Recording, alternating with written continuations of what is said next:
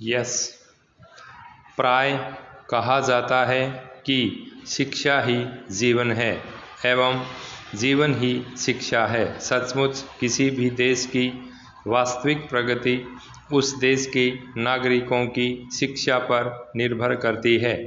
शिक्षा ही वह अमूल्य निधि है जो मनुष्य को विश्व के अन्य प्राणियों से अलग कर उसे श्रेष्ठ एवं सामाजिक प्राणी के रूप में जीवन जीने के योग्य बनाती है।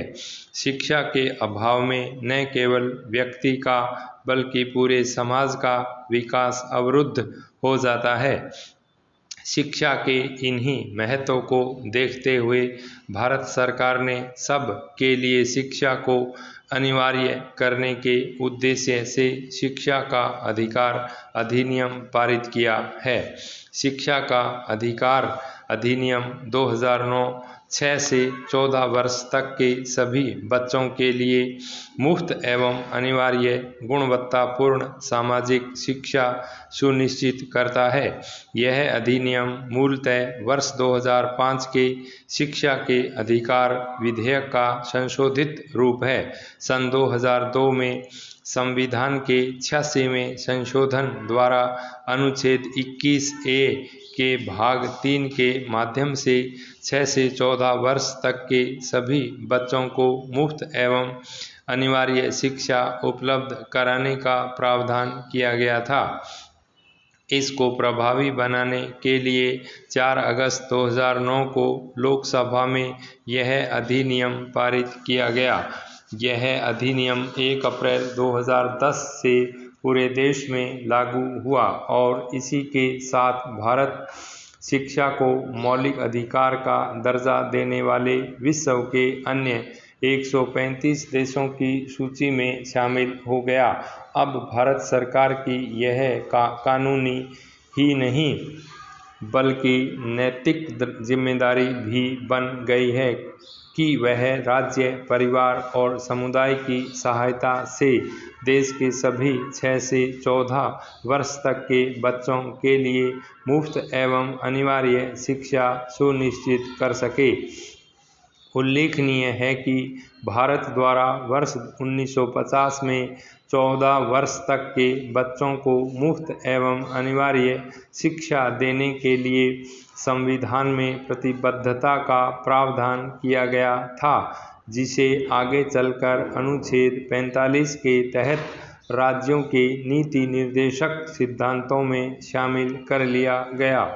किंतु इस विषय पर महत्वपूर्ण सफलता तब मिली जब 12 सितंबर 2002 को संविधान में 86वें संशोधन के द्वारा अनुच्छेद 21 के भाग 3 के माध्यम से 6 से 14 वर्ष तक के सभी बच्चों को मुफ्त एवं अनिवार्य शिक्षा उपलब्ध कराने का प्रावधान किया गया। फिर तो शिक्षा को मौलिक अधिकार बनाने से संबंधित पहला प्रारूप अक्टूबर 2003 में तैयार कर आम लोगों से इस पर राय और सुझाव आमंत्रित किए गए। इस प्रारूप के लिए प्राप्त सुझावों के आधार पर मुफ्त एवं अनिवार्य शिक्षा विधेयक 2004 का संशोधन प्रारूप तैयार किया गया। केंद्रीय शिक्षा सलाहकार परिषद समिति द्वारा जून 2005 में पुनः इस प्रारूप को तैयार कर मानव संसाधन विकास मंत्रालय को सौंप दिया गया, जिसे बाद में प्रधानमंत्री के विचारार्थ भेजा गया। हालांकि 2006 में वित्त समिति एवं योजना आयोग ने आवश्यक कोष का अभाव बताकर इसे नामंजूर कर दिया था, लेकिन कहते हैं न कि ईमानदारी से किया गया कोई भी कार्य व्यर्थ नहीं जाता। इस मामले में भी ऐसा ही हुआ और आखिरकार 2 जुलाई 2009 को इस विधेयक को कैबिनेट की मंजूरी मिल ही गई। फिर क्या था? 20 जुलाई 2009 को राज्यसभा एवं 4 अगस्त 2009 को लोकसभा में यह शिक्षा का अधिकार अधिनियम पारित हो गया, जिसे 3 सितंबर 2009 को राष्ट्रपति की स्वीकृति प्राप्त हो गई। और वह दिन आ ही गया जब 1 अप्रैल 2010 को यह अधिनियम जम्मू कश्मीर को छोड़कर पूरे देश में लागू हो गया। सभी को गुणवत्तापूर्ण शिक्षा मिल सके, इसके लिए केंद्रीय एवं राज्य शिक्षक पात्रता परीक्षा की शुरुआत की गई है। प्राथमिक एवं माध्यमिक विद्यालय का शिक्षक बनने की इच्छा रखने वाले प्रत्येक व्यक्ति को इस परीक्षा को उत्तीर्ण करना अनिवार्य है। शिक्षा का अधिकार अधिनियम की मुख्य विशेषताएं निम्नलिखित हैं। भारत से 6 से 14 वर्ष आयु वर्ग वाले सभी बच्चों को मुफ्त एवं आधारभूत शिक्षा उपलब्ध कराना अनिवार्य है।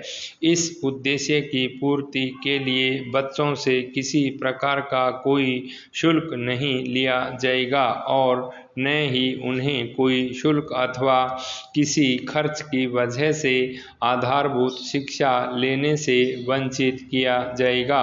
यदि 6 से अधिक किंतु 14 वर्ष से कम उम्र का कोई भी बच्चा किन्हीं कारणों से विद्यालय नहीं जा पाता है तो उसे उसकी उम्र के अनुसार उचित शिक्षा कक्षा में प्रवेश दिलाया जाएगा। इस अधिनियम के प्रावधानों को क्रियान्वित करने के लिए यदि आवश्यक हुआ तो संबंधित सरकार तथा स्थानीय प्रशासन को विद्यालय भी खोलना होगा।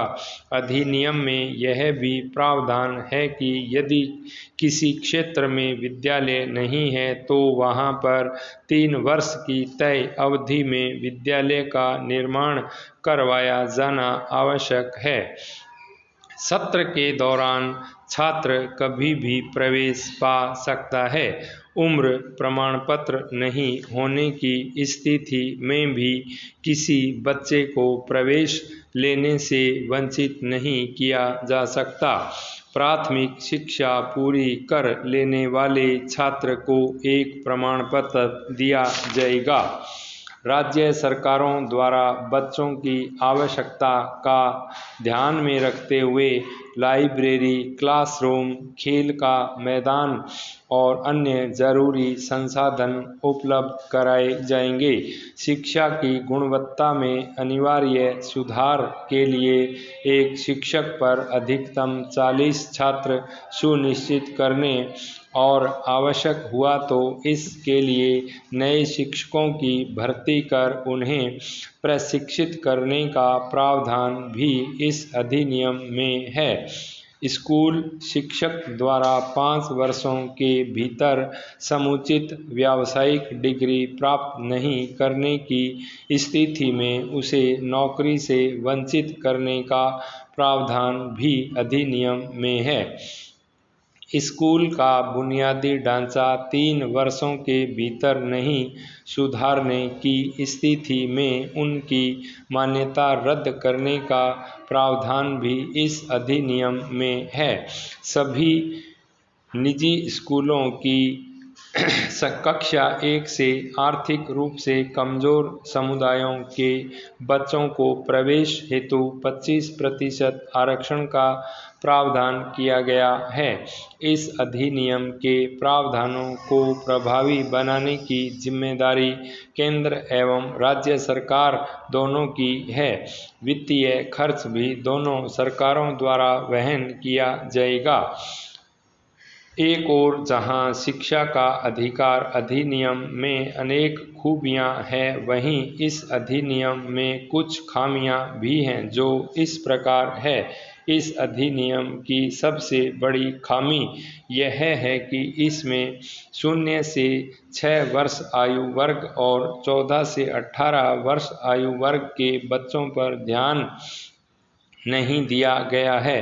अंतर्राष्ट्रीय बाल अधिकार समझौते के अनुसार 18 वर्ष की आयु तक के बच्चों को बच्चा माना गया है। जिसे भारत सहित 142 देशों ने स्वीकृति प्रदान की है। फिर क्यों 14 से 18 वर्ष आयु वर्ग के लिए शिक्षा की बात इस अधिनियम में नहीं की गई है? भाई स्टॉप।